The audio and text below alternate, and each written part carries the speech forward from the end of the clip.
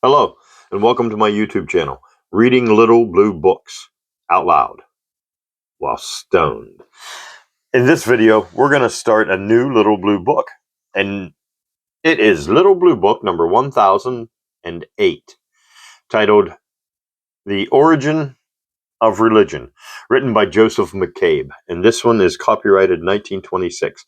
So this Little Blue Book is 99 years old, and it is definitely showing its wear. I've read through it once, and the cover is already falling off. The back is gone and has been disintegrated into pieces. Pages are coming apart, so this will be the one and only final read through this one. But, as I said, copyright 1926, written by Joseph McCabe. Here are our table of contents. Chapter 1, Was Religion Revealed? Chapter 2, Modern Theories of Its Origin. Chapter 3, The Real Roots of Religion. Chapter 4, How Gods Were Made. Chapter 5, The Rise of Priesthoods. And Chapter 6, The Psychology of Religion. Now we'll get started here, but first we'll hydrate. Marty.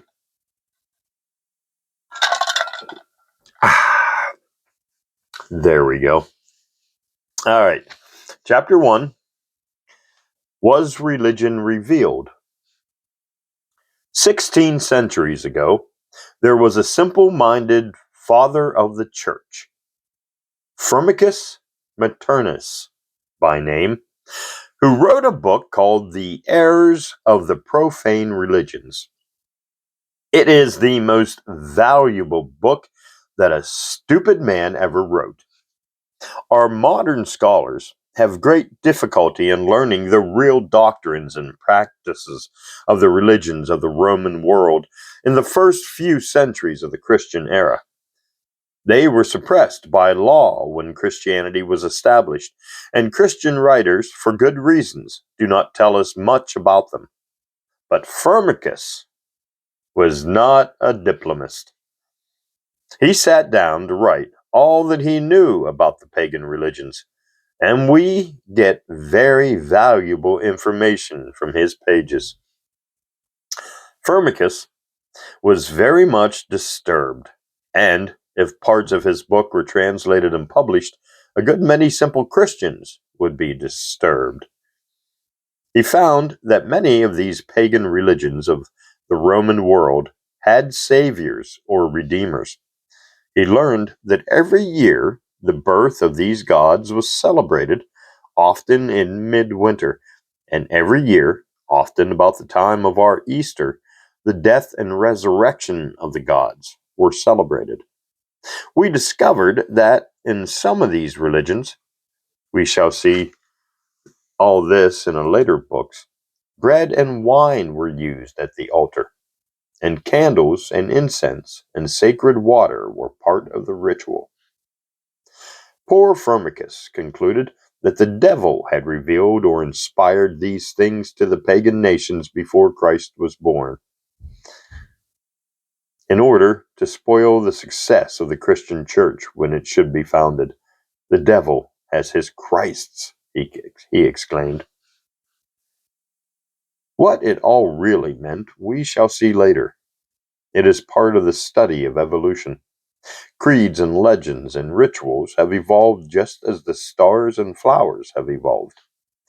But until this wonderful discovery of evolution was made, about the middle of the 19th century, the work of creation was divided between God and the devil.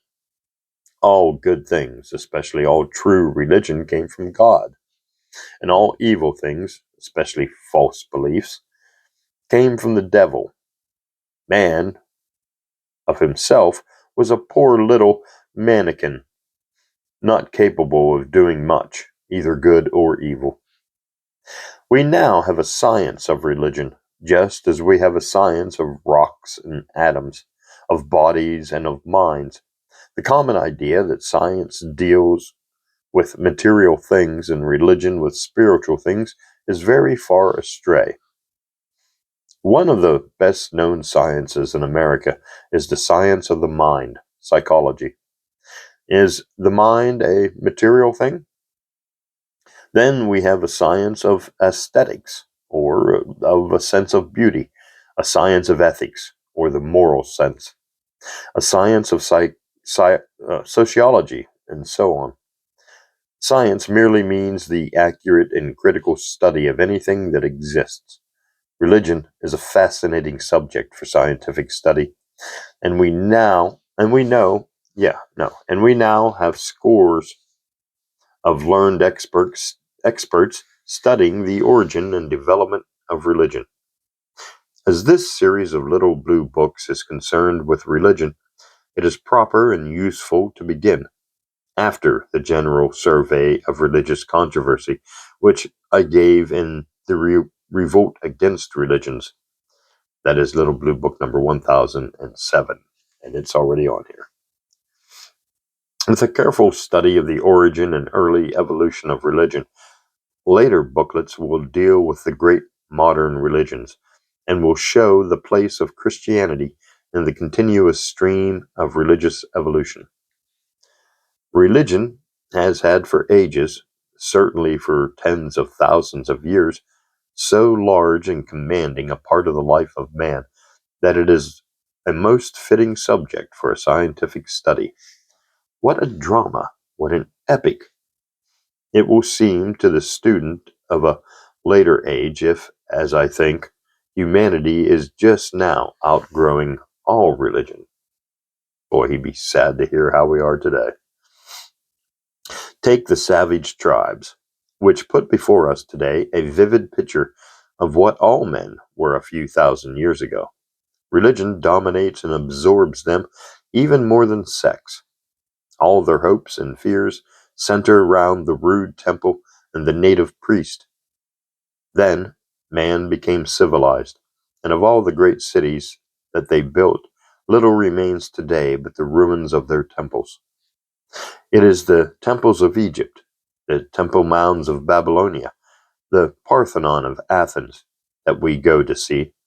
The cathedrals of the Middle Ages survive in all their splendor, while the homes of those who built them crumbled into dust ages ago. So much men did for the gods, so little for themselves. Now the church is lost in the forest of masonry of the great cities, and tomorrow will the idea that has so stupendously filled the heart and life of men for ages pass away forever. This is a far more worthy studying than the rhythm of a poet or the bones of a bat. It is particularly important to study it at the onset of an inquiry into religion for two reasons. First, most of the writers on the science of religion or comparative religion are too timid. They seem always to be apologizing to the world for applying the scientific spirit to so sacred a thing as religion. Please understand, they say at every turn that we pass no opinion on the truth or value of religious beliefs. The reader may please himself. I am going to collect such facts as are available to throw light on the origin and early development of religion. But it seems to me ridiculous to say that this has no bearing on the truth of religion. If we discover why men first began to believe in a soul, a spirit world, and a hierarchy of gods in this spirit world, we make a discovery of some practical importance. For men's beliefs are worth just as much as their reasons for believing. Secondly, the scientific expert on religion has a way of ignoring the beliefs of hundreds of millions of people as if they did not exist. Nothing which is not intellectually respectable exists for him, and it is, in his opinion, not intellectually respectable to believe that religion was revealed to the human race.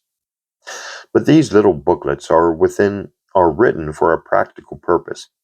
They meet the inquiries or enable others to meet the inquiries of the millions. They despise no belief. They give the knowledge which will correct it. Hundreds of millions of people still believe that all religion was revealed. They think that the savage is a degenerate who has perverted and distorted the primitive revelation of God. The facts which we will give ought to interest and help these people. And we're going to pause there for hydration because I got cotton mouth. That's better. Now, a little medication.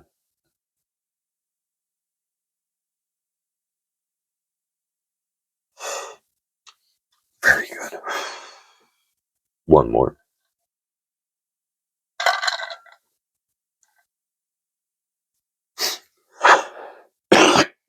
Pardon me.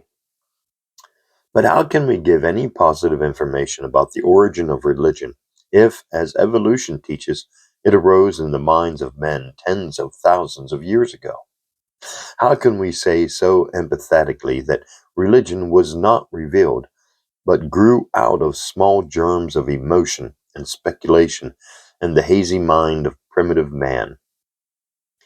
The religious opponent of science and evolution is apt to be very scornful about what scientific men say, because he knows only the conclusions and not the methods of the scientist.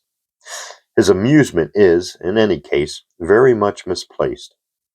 Fundamentalist writers who hold up science to ridicule are really making themselves ridiculous. What? The men who gave us steam and electricity, whose work is the basis of all our wonderful chemistry and textile work, who have measured the universe and doubled the average duration of human life, these men can be made sport of by a handful of pamphleteers and preachers with very poor training and very ordinary mental powers. Is it likely?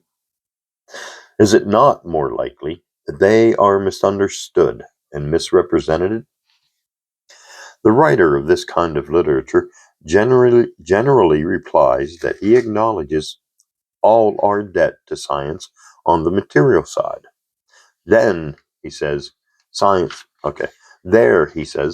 deals with facts. What he ridicules is the scientific man who deserts facts and piles speculation upon speculation about other than material things, about religion, for instance. Now, when a scientific man tells you that he believes or does not believe in God or Christ, this objection holds good. He is leaving his scientific territory. He knows no more than any intelligent and educated person knows about it. But when he deals with evolution, or the nature of moral law, or the development of religion, he is dealing with facts, and his methods are just the same as when he measures the distance of the sun and planets. He first collects the facts and then interprets them. If science merely collected facts, we should still be waiting for the wonderful chemistry and medicine and surgery, the electric appliances and means of transport and million comforts of modern times. The origin of religion is a very good illustration. The first vague religious ideas or feelings entered the mind of man ages ago.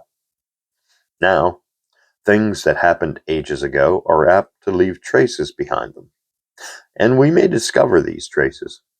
As everybody knows, prehistoric man has left behind him millions of his flint implements, and these give us the measure of his intelligence.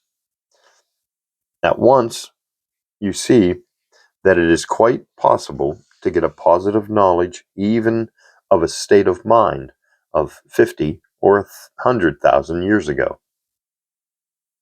But we find no trace of religion in all that primitive man has left us. About 20,000 years ago, man began to carve figures in ivory and stone, and some of these may be of a religious character. In any case, they buried their dead and sometimes put their stone implements and shell ornaments around the body. A fairly clear proof that they thought that the man had gone to the happy hunting ground. But this is not the beginning of religion. We must try another way. Evolution does not in the least mean that every living thing goes on evolving. It is only when their conditions of life change that animals or plants need to change. It is the same with human beings. Put a race of men in an island like Australia and keep out all higher competitors, and there is no need for them to make progress. There is no stimulation to advance. And from the beginning of its history, the human race has been throwing off these side branches into isolated regions. There, they generally remain on progressive, and we pick them up today, and so learn what the race was like when they fell off the march 10, 50, or 100,000 years ago. This method of obtaining information will be important in more than one of these booklets, and I will illustrate it from the population of America. On the whole, before the Spaniards came, it was a red Indian, or a Marand. Pardon me. Population. But there were exceptions, like the very lowly Yagans in the island of Terra del Fuego, and certain tribes in the forest of Brazil. Terra del Fuego. I wonder if that's even a name for a country anymore. Put it down in the comments. So there were two waves of migration, an earlier and a later, from Asia into America. The Indians, with their superior weapons, pushed the crude earlier population south, or into the forest, just as the arrivals from Europe displaced the Indian. The first invaders were part of the human family of tens of thousands of years ago, to put it very moderately, and they show us what primitive man was like, and how he thought and felt and behaved. The Indians show us man at a much later date. The European shows a still higher stage. Evolution has thus thrown a light for the first time on what we call savage races and their great variety of degrees of culture. We study them all over the world, and we arrange them in the order of their culture and intelligence. As we pass up this order from the lowest to the highest, we get almost the whole story of the development of man's ideas and institutions. It enables us to study the evolution of moral and religious and political ideas, just as it shows us the development of weapons from stone to bronze and iron, of art, of clothing, of houses, and so on. This is how we find a basis of positive fact for a study of the origin of religion. What the savage is thinking today, carefully cutting out what he has learned by contact with whites, the entire race thought long ago. What the very lowest savages are thinking today, the whole human race thought in its infancy. Let us see what light this throws on the origin of religion. It began in something very different from a revelation. That is the end of chapter 1. We'll take a drink and then we'll move on to chapter 2. Very good. Chapter 2. The modern theories of its origin. The method we have described. Okay, let me backtrack that. I had to pause to cough. The method we have described is evidently very promising and interesting. For instance, if you want to know how men shaved before there were factory razors, how they wrote before they had paper and fountain pens, how they plowed before the modern steel machines were invented, you follow the same method. You go to backward nations. I have seen Bulgarians plowing with a cow's horn on the end of a pole and, when they could write, using a quill pen and inkhorn. So with illuminance and everything else. When you go to Africa and find a still earlier level, next you may go to Australia, where men neither write nor shave nor plow. There you find stone knives and windscreens instead of houses. But there is still earlier level in Terra del Fuego and Ceylon and the Philippines. In studying the development of religious ideas, you must be very careful that you begin at the lowest human level. Oh, yes, says the critic, I know this scientific procedure. You look for the tribes with the crudest religious ideas, and you say that these are, of course, the earliest level, because their ideas are so crude. And then you say that religion began very crudely, because you have found the earliest level. That is precisely what we do not do. In making my study of the origin of religious ideas, which I have personally investigated and on which I have written a substantial book, The Growth of Religion, 1918. I'm going to have to find that book. I consulted one of the leading anthologists of Europe, my friend Professor Huddon, Huddon, as to which, on quite general grounds, are the lowest human people today. The result will be seen in the next chapter. But sometimes writers speculate on the origin of religion without following this strict procedure or without taking care to begin at the lowest level. In consequence of this, we have different theories of the origin of religion. Most of these have now only an historical interest, but it will be useful to have a short account of them. What is religion? And what is the exact meaning of the word religion? It is more difficult to answer these questions than to say how religion arose ages ago.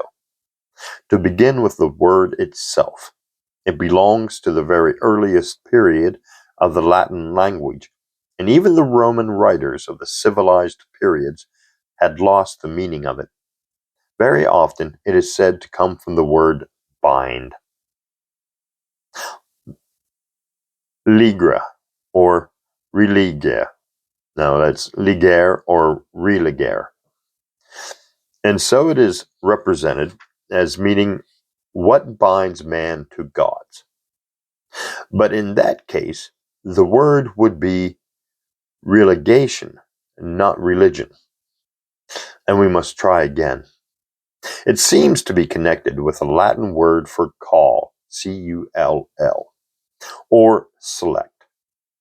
But what it really meant to the men who first used it, we cannot tell. We know well what we mean today, but the difficulty is that we do not all mean the same thing. So many people nowadays wish to keep the word religion, although they do not believe in God. All kinds, okay, we'll start that. That all kinds of new definitions are current. Professor Liuba gives 50 different definitions in his psychological study of religion. Mr. H.G. Wells, wanting to write a chapter about me and his God the Invisible King, wrote me, "What is your religion, McCabe? Or, rather, what is your religiosity?" Every man has a religiosity. I replied that I had not. It seems to me that the word religion ought to mean always the belief in and worship of gods. I think that sounds like the perfect definition of religion.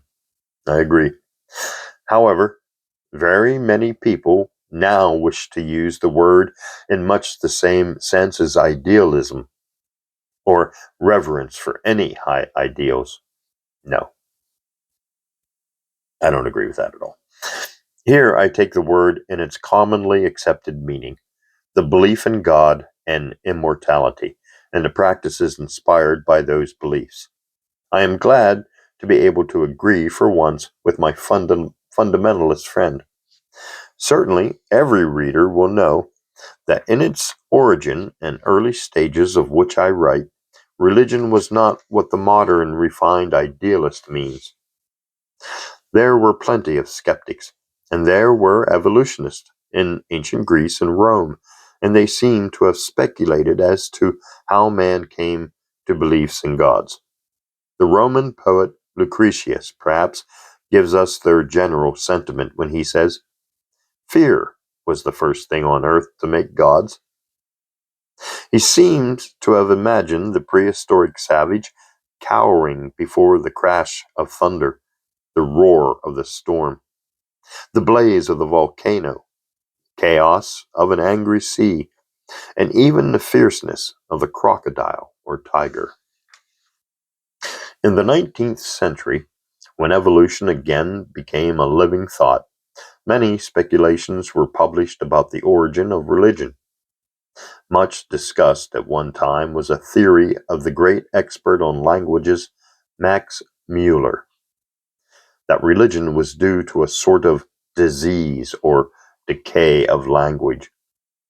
The early Hindus, he said, talked much of their poetry of the sun and moon, of fire and water, and so on. They regarded them merely as elements of nature, but later Hindus misunderstood the meaning of their fathers. They took these conspicuous elements of nature to be deities and worshipped them. This theory rests on too narrow a basis and is not now followed by any man. Next, Herbert Spencer, the great evolutionary philosopher, published a theory of the origin of religion. It began, he said, with a belief that a man's shade survived the death of the body, and as the chief remains a chief or ruler even in the world of shades, famous chiefs came to be honored, flattered, and appeased as gods. Grant Allen, in his work The Evolution and of the Idea of God, follows much the same theory, and he quotes a very large amount of material from the life of African tribes to prove it. But before Grant Allen took up the theory, it had been generally displaced by a new theory conceived by one of the most famous anthropologists, Sir E. B. Tylor. Primitive Culture, 1877. This theory is known as animism. Just as stars are only gradually formed out of loose, diffused cosmic dust or fire mist, so, Tylor thought, the belief in indefinite spiritual persons, souls or gods, must have been preceded by a vaguer and more nebulous belief. Nature, generally, must have been supposed by primitive men to have an animating spirit. This vague general animation was in the course of time gathered into separate indefinite personalities, the gods and goddesses of sky and sun and moon, of fire and water, the spirits of the trees, the fountains, the animals, and so on. More recent writers think that Tylor's general animism was not the first stage. There was, they say, a vaguer and earlier stage, which they call pre-animism.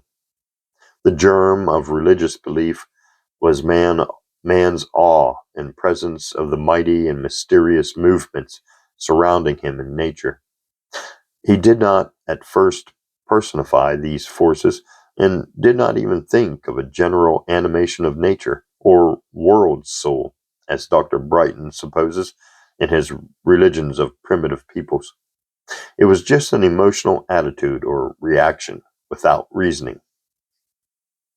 The best books presenting this theory of religion, which is widely held, are perhaps R. R. Moret's Threshold of Religion and Professor J.T. Shotwell's Religious Revolution of Today. The feeling of the Malaysian natives seems to correspond with this theory and is much quoted in support of it. Irving King, The Development of Religion, points out that the American Indians had a corresponding feeling, and he supports the theory from that side. This is the general trend of speculation on the origin of religion, though there are various separate theories. The phallic theory, that it arose out of sexual emotions, will be considered in a later booklet. Dr. L. R. Farnell, a distinguished authority on the science, thinks that primitive man's horror of bloodshed and death led to religion. Evolution of Religion is the book. M. E. Crawley, another authority, thinks that it sprang rather from man's general attitude toward life, in his book, The Tree of Life. Others start from early Greek religion and think Mother Earth, the first to inspire religious feeling. Some, in fine, like Professor Liuba, one of the leading American experts on religion, think that there were many different roots of religion, not one, and combines all the theories in his book, The Psychological Study of Religion. Those who wish can read the works I have quoted, but I would wish to make one or two general reflections on these theories. Some readers will at once exclaim, "Ah, the usual thing. Scientific guesses succeeding and annihilating each other every decade." Now, the answer to this common remark is, as a rule, the successive scientific theories do not annihilate, but correct, complete, and expand each other. The first theory is too broad or too narrow. We find new facts and correct it. In any case, the remark is really foolish, because theories which were advanced 50 years ago, when our knowledge was still very imperfect, have had to be abandoned. It is absurd to say that the theories formed at the present time, when our knowledge of facts is 10 times as great, are just as likely to be superseded.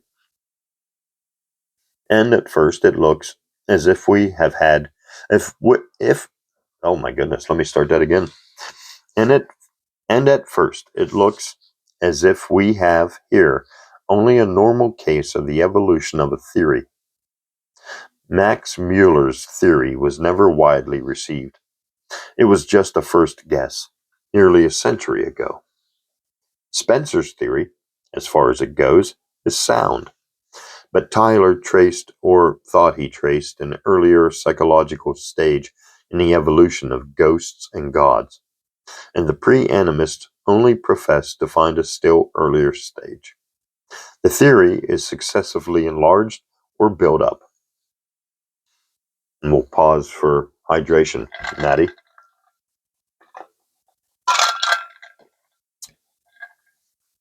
Hydration breaks are always brought to you by my friend Maddie.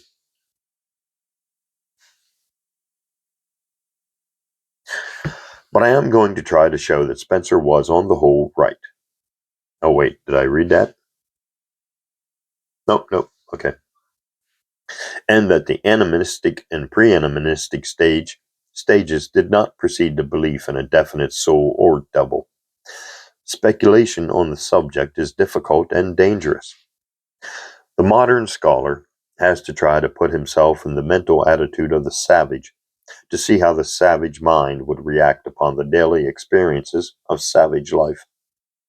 He cannot do it. He imagines fine shades of psychological development which are modern rather than primitive. The best way is to go to the lowest savages and learn what they actually think and feel about religion. But one has to be very careful to begin at the beginning, to start from the lowest level of mental life. The lowest savage type that is known to us, this is very rarely done.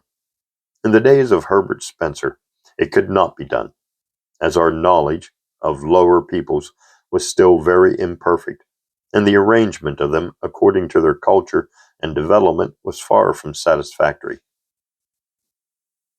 It was still unsatisfactory in the days of Sir E. B. Tyler, and the dates from which he started are quite primitive. Grant Allen builds almost entirely on the religious ideas of the Bantu tribes of Africa, and they are very far from the beginning of the lowest level of humanity. Most recent students start from the Malaysians of New Guinea, and we are still not at the lowest level. Others build much on the Australian Aboriginals, and here again, we are not at the lowest level. This is, I think, the defect in the theory of one of the greatest living writers on comparative religion, Sir J. G. Fraser, The Golden Bough. That's the book he wrote. He thinks that magic preceded religion. Men tried at first to coerce the powers or elements of nature by magical practices.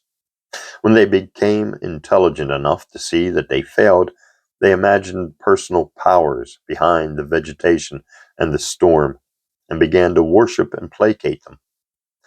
A high French authority, Solomon Reinach, thinks that the use of taboo was a stage earlier than magic. With all respect for these distinguished authorities, I feel that they have speculated too much and have taken their facts from tribes which do not show the lowest level of human development. When my book, which does thus begin from the lowest human level, appeared a few years ago, an expert wrote that we know too little about the obscure peoples I chose to be able to reason from their sentiments. That is untrue. We shall see that in most cases we have volumes on them by scholars of high repute, and no scholar questions that they are the lowest fragments of humanity. It will surely be of interest to see what religion, if any, they have. And that is the end of chapter 2, and the end of part 1 of Little Blue Book number 1008, titled The Origin of Religion, written by Joseph McCabe, copyright 1926. Thanks for listening, and join me in part 2.